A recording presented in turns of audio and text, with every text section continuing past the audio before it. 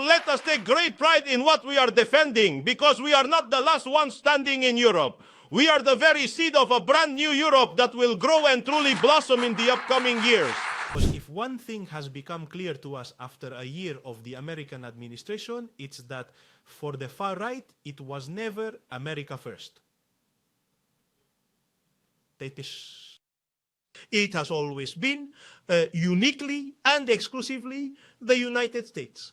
And we are a government and a society that will always defend positive and constructive relations with all administrations from all countries. And we advocate for transatlantic relations that are truly based on equality. And what we will not accept is the transatlantic despotism that some administrations are proposing, Bringing into question even the territorial sovereignty of some of these countries, such as Denmark and Greenland.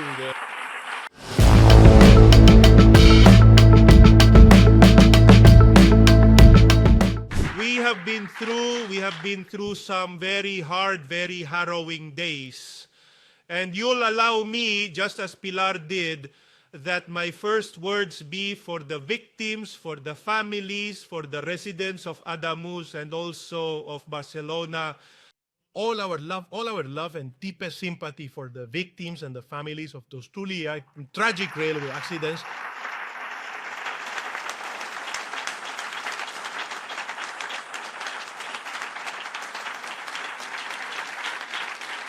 All the pride of those public servants, as well as the institutions that have worked coordinately and loyally in a unified manner to respond to this tragedy, as we, the Spanish men and women of this nation, always do, with unity, with loyalty, with empathy, and with great efficiency. And I also want to express my complete recognition and gratitude to the Minister of Transport, Oscar Puente, who has been managing the situation and bravely facing the public since the very first moment of this tragedy.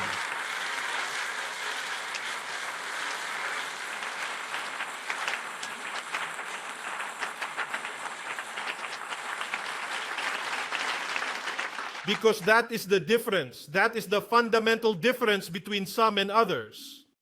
Unfortunately, in life, tragedies are bound to happen. But how one responds to these tragedies is not the same. And this government has responded by placing victims at the heart of its priorities with empathy, with efficiency, with transparency, and with unity, setting aside sterile political confrontation that distracts us from the main objective. The priority is to respond to the victims and to fully restore a railway service that is widely admired throughout the entire world.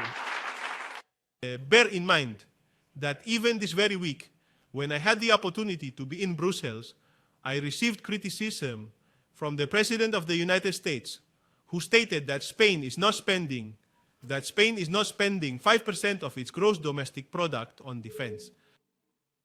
I want to remind all Spanish citizens of the following.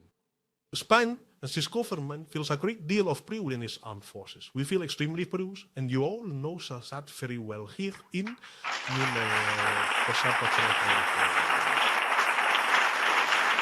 and we have. And today, Spain is dedicating almost 34 billion euros to the defense budget to strengthen its armed forces. But we also understand that security is guaranteed by strong armed forces, just as it is by effective state security forces and agencies, but also by social cohesion. And at the same time that we are strengthening our country's defense, above all to ensure security across the entirety of Europe.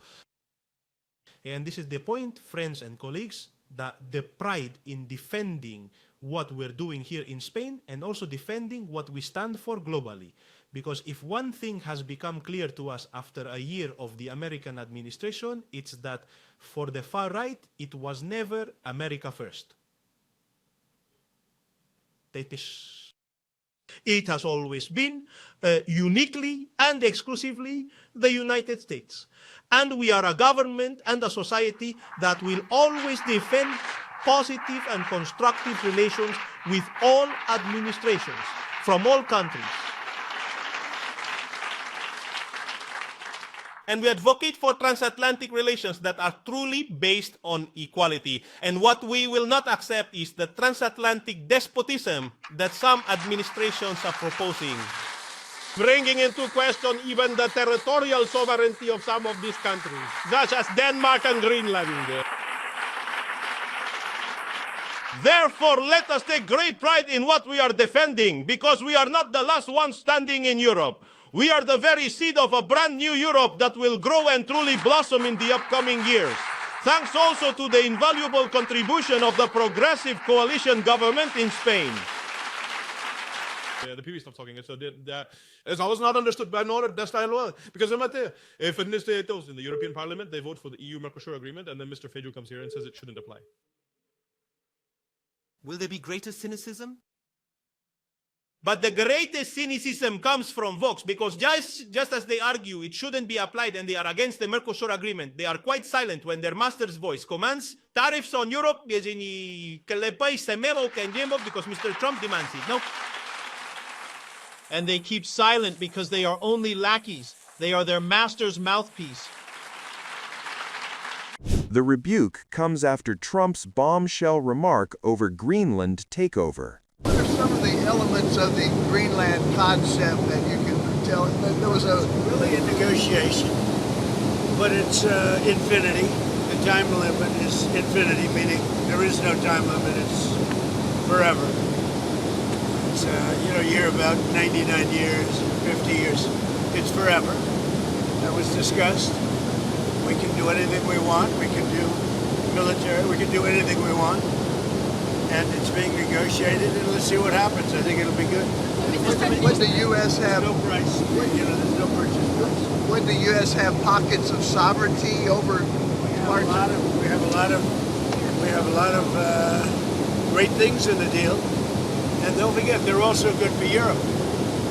Because when we're good, they're good, and if we're not good, that's not very good for them, because we hold it all together. We're holding it all together. Does that actually give you control of land in Greenland? Does it give U.S. control ownership of land? Do whatever we want. Yeah. We're all going to work together, and actually NATO is going to be involved with us.